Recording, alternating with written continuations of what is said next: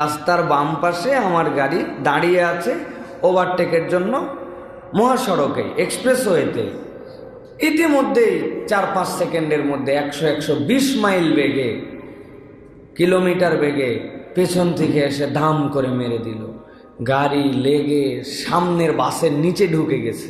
আমাদের কাছে যে ভিডিও আছে, আমরা কাউকে ব্লেম দিচ্ছি না, কিন্তু এই ভিডিও দেখলে আমার ওয়াইফ সহ সকলে বলছে যে গেমের মধ্যে যেরকম ট্র্যাকের মধ্যে থেকে একটা গাড়িকে পেছন থেকে মেরে সরায় দিয়ে জিততে চায়, ওই মারার ধরনটা দেখলে কোনো স্বাভাবিক মানুষ বলবে না যে এইটা একটা অ্যাক্সিডেন্ট। হয় সে মাতাল ছিল, অথবা সে এমনভাবে মারছে যেন আমরা মরে যাই।